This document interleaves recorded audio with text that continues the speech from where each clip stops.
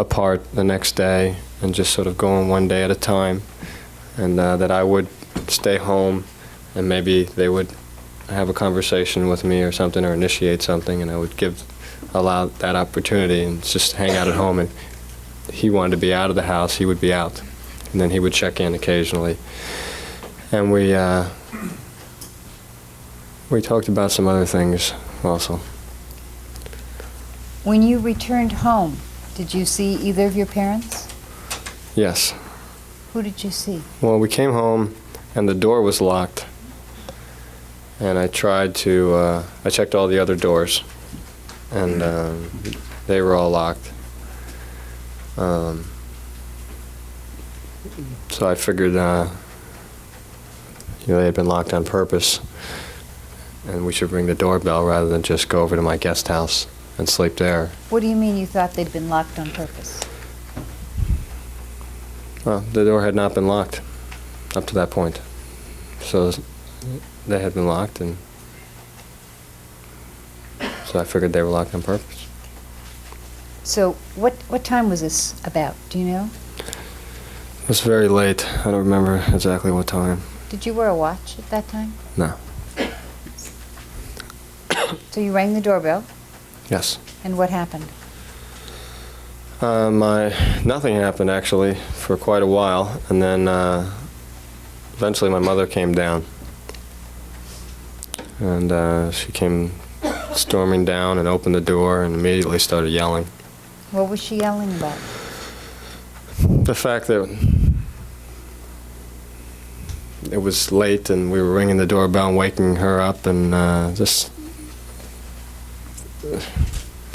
stuff like that, that we just, I made a comment that if, she would give us a key instead of, we would be able to get in the house.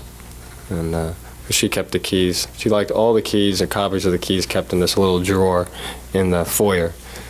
And, you could take a key and you could return it, but you couldn't just have your own key. And so I always was forgetting. And so whenever she did lock the door, since they were usually not locked, I was usually locked out. So I said that to her, and she just was furious, and she said a lot of the things that she usually does when she's furious. What things did she say? Did she say? That she hated us, that, we're nothing but a problem in her life, and also that she wished that I was never born. And that's when my brother said something in my defense, and she turned on him.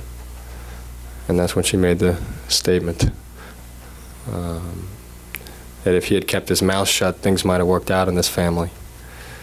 And she said it very, in a fury. And as soon as she said that, she said some more stuff afterwards, and I told her, okay, Mom, sorry, and just basically let her win the argument and just, burn out. And she ran upstairs. And my brother and I stepped outside and had a talk by the cars about this statement. About which statement? The one my mom had made. As soon as she made it, my brother and I both felt that she had basically given away what they were doing. Which statement in particular are you referring to? The fact that if he had kept his mouth, she was referring to what he had told me, and that things would have worked out in the family. And did you two talk similar to what she said Thursday, but it was kind of different. Did you two talk about what that meant? Yes. And what was that conversation between the two of you? Basically,